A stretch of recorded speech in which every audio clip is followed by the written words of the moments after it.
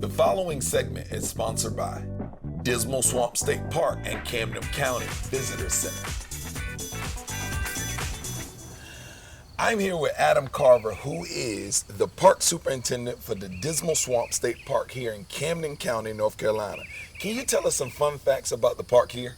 The park consists of a little over 14,000 acres. Okay.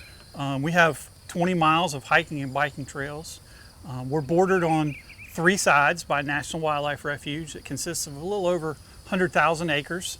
Our fourth boundary would be the Dismal Swamp Canal, and that is the oldest man-made waterway in the country. What kind of other water recreational sports could you do out here? The canal is a federal waterway, and if you can do it on water, you can do it on the canal. Okay. So kayaking, canoeing, paddle boarding, any kind of motorized watercraft can be done right here on the canal. So what is the difference between canoeing and kayaking? A canoe is most of the time longer than a kayak, and you sit inside of the canoe. Depending on your kayak, the kayaks that we have, you sit on top of them. They're not quite, like I said, they're not quite as long, and they also will move through the water a little quicker than a canoe.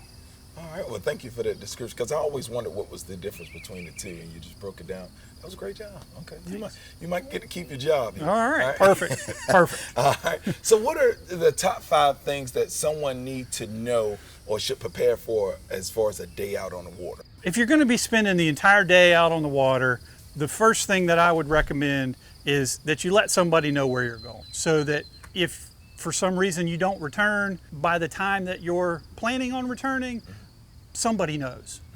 The second thing I would recommend would be a life jacket. Life jackets are so important when you're in or around the water. Third, I would say bug repellent. This is the Dismal Swamp, and we do have a lot of biting insects.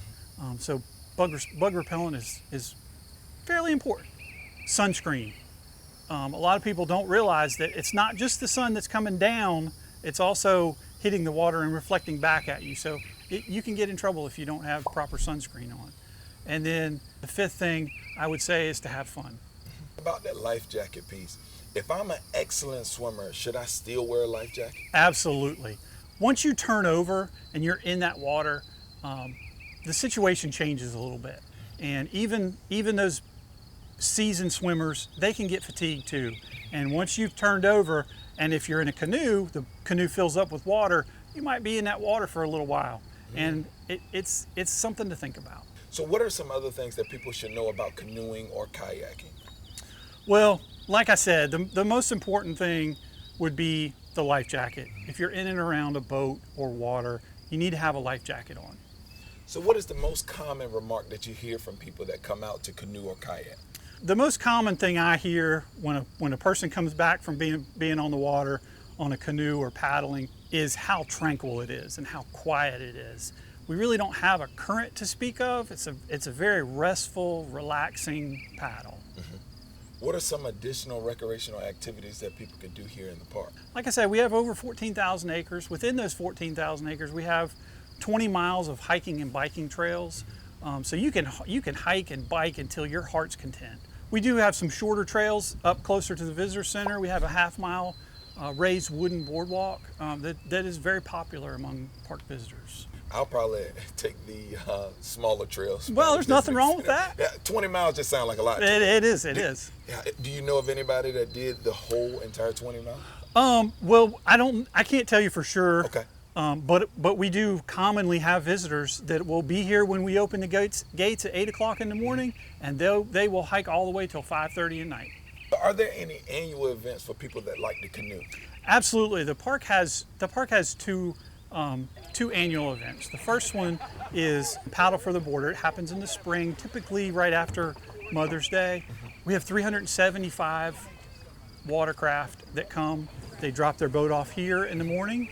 They take their car to the other end, and then we shuttle them back, and then everybody paddles north on the canal. This whole event is a big partnership with Camden County, the City of Chesapeake, and the City of Chesapeake throws a big party at the other end with music and lunch, and it's a great event. It's That honestly, it's my favorite event of the year.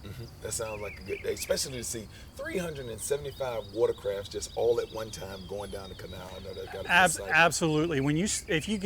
If you get the opportunity during the launch to stand on our bridge and watch all those different colors paddle down the canal, it's pretty amazing. Our second event would be in October.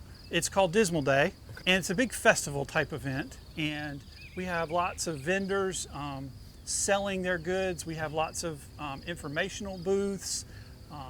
We have lots of food trucks and food vendors. We do wagon rides. And typically we see somewhere between 3,000 and 4,000 visitors between 10 o'clock and 2 o'clock on that day.